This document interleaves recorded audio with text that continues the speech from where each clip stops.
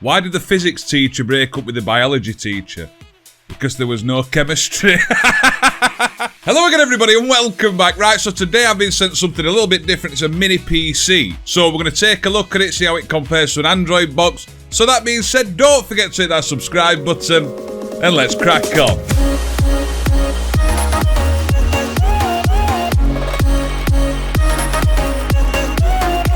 Right, so what we've been sent today is this bad boy, T11 mini PC, whatever that means. Supposedly it's got Windows 10 on it, but it's like an Android box, which is really interesting. So first of all, I want to thank Banggood for sending this product out, and if you're interested in looking at the product, I will leave a link in the description down below. Right, so as we know on this channel, we don't do a full unboxing because they bore the life out of me, they bore the life out of you, so we just get the stuff out of the box and quickly show it you. So that's the mini PC right there. On the front you have nothing. On the side there you have two USB ports and a power button.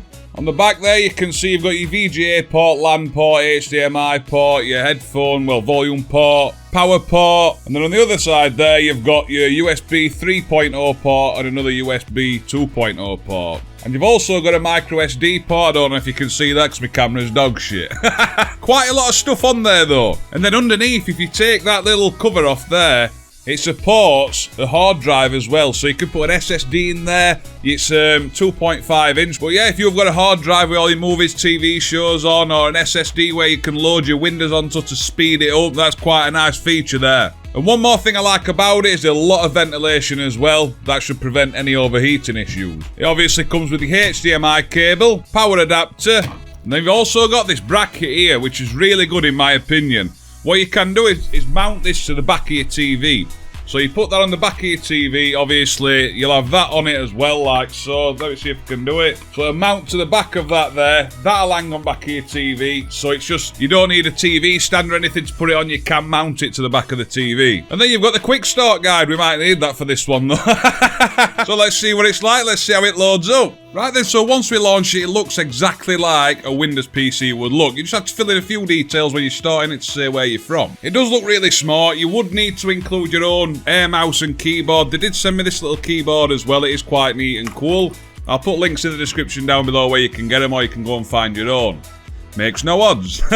So yeah, first of all, I'll just show you the specs of it, what it is. We'll go into the control panel and then I'll go there. So as you can see, it's got a 64-bit operating system. It's got 4 GB of RAM and the processor runs at 1.44 GHz. You can also install your Android emulators. So I installed BlueStacks and as you can see, you can install third-party apps onto there and there you go, ding-dangly-do. So as you can see, you can install a web browser or you can use the web browser that's already in a PC, so Internet Explorer. And then we're just going to look at 4K content. Right, so we'll launch that and just see what it's like. But it just feels like a normal PC, so I'll turn the volume down on that bad boy. There you go, we'll go full screen.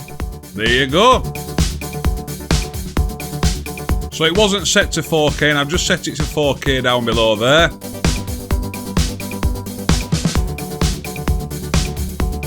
And then as you can see, it's struggling. Really is struggling. I'm not going to go too much into depth with this box because I am disappointed, I'll admit. It's really slow, it's really laggy. When I'm loading up apps inside of BlueStacks, it's really slow. And I just think you'd have a lot better experience when you were inside an Android box. But if you do use a laptop and require a PC for anything at all, even for work purposes, a mini PC is awesome for that. But I'm going to get them to send me out like a more powerful device. Because me personally, when things lag about, they take a long time to load up. Just the web browser alone, if I launch that, you'll be able to see how long it actually takes to load a page. So just say I want to go onto their web store, it says, and as you can see, it's loading the page.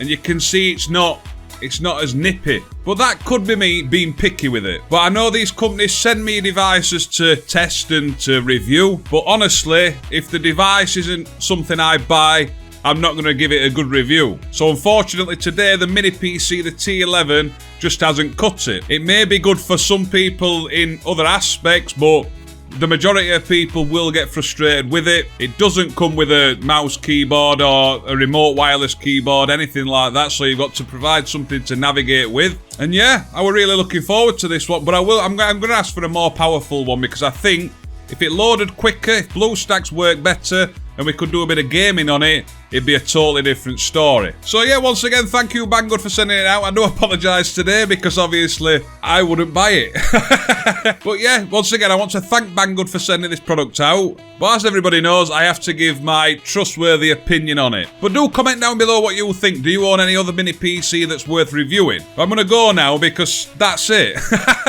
Let me know what you think down below. Any questions, ask down below. But that being said, don't forget to hit that subscribe button. And I'll see you soon. Ta-da!